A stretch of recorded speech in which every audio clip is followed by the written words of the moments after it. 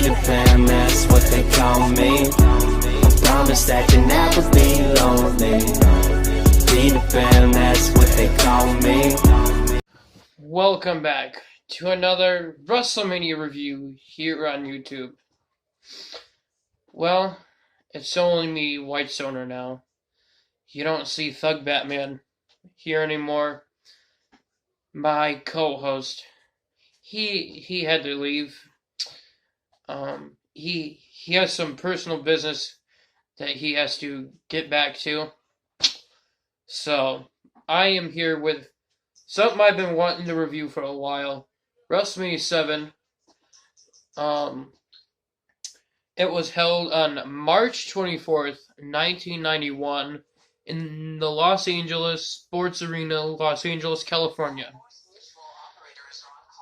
And if you hear anything in the background, that's just video games. Don't worry about it. So, in the first match, we had Willie Nelson sing America the Beautiful. Then we had Hacksaw Jim Duggan comes to the ring to do color commentary for opening match. Hacksaw Jim Duggan was always one of my favorites. A really good guy to go back and watch wrestle. If you don't know it, he was the guy that won the first ever Royal Rumble. Then we had the Rockets, the Rockers of Marty Jannetty and Shawn Michaels versus Haku and the Barbarian. Hang on a moment while I get more light.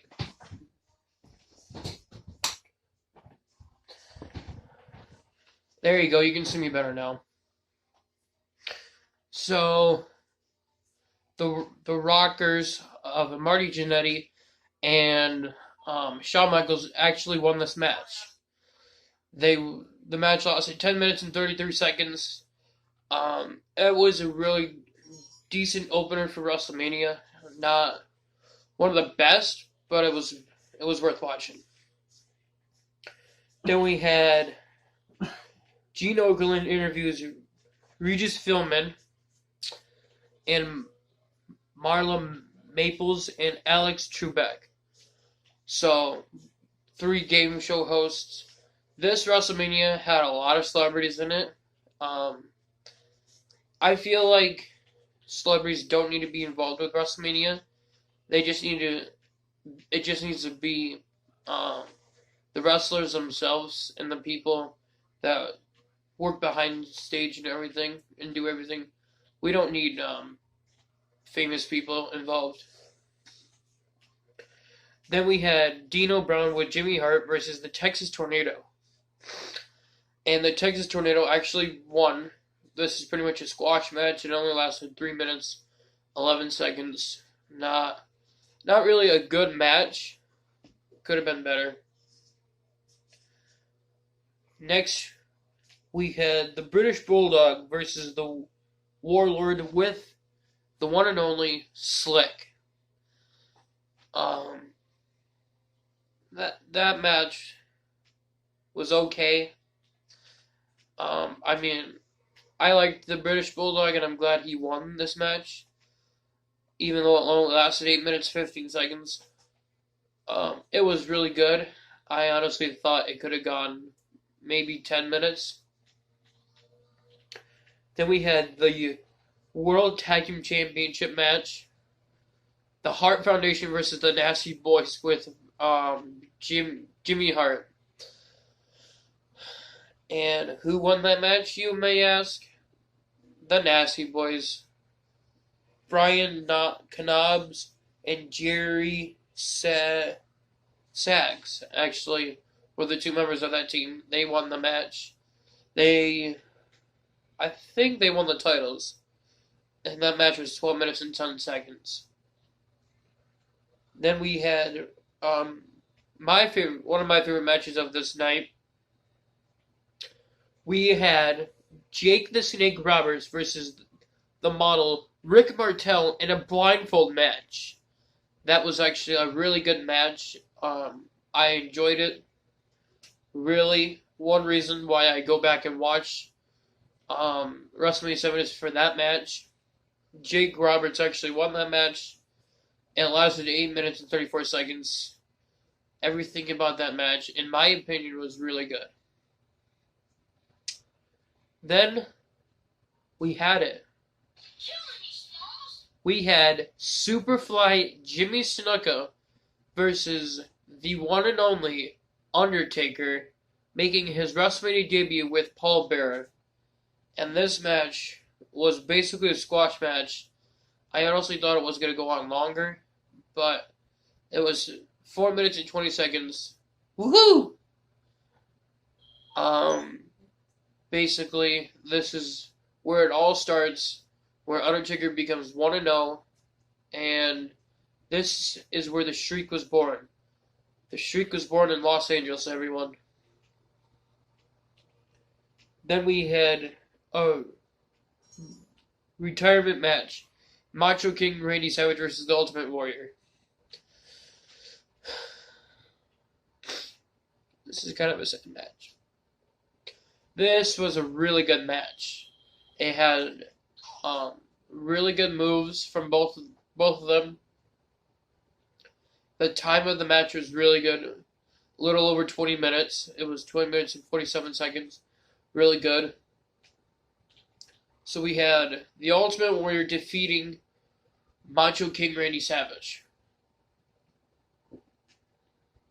So this means Randy Savage had to retire, and I think Miss Elizabeth got in the ring with him and everything and celebrated. And they got back together or something at the end of this.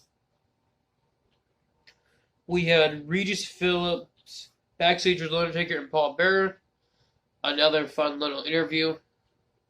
We had Alex Schubeck interview Jake the Snake Roberts. Once again, another fun interview. Then we had Demolition versus Tenrai and Kido.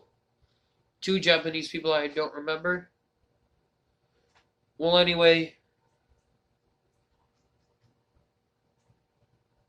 the Japanese people won at 4 minutes and 44 seconds in a tag team match. Not important. Then we had an Intercontinental Championship match, Mr. Perfect with Bobby Heenan versus Big Boss Man. And shout out to Thug Batman for this one. His favorite wrestler was Big Boss Man, and he won this match. Big Boss Man became the Intercontinental Champion at 10 minutes and 46 seconds. This was a really good match. If you're bored, just go back and watch that match. It's really good. Then we had Earthquake with Jimmy Hart versus Greg the Hammer Valentine. Another really good wrestler. That match lasted 3 minutes and 14 seconds. Earthquake won. No questions about that one. Who was going to win that one? Earthquake was the bad guy. He beat Greg Valentine here. Then we had Legend of Doom versus Power and Glory. That's an interesting tag name. Power and Glory. We had Animal and Hawk defeating Power and Glory, which was Hercules and Paul Roman. Paul Roman, I don't know that one. It was a tag team match. Really a waste of our time. It was less than a minute. It was exactly 59 seconds. So then we had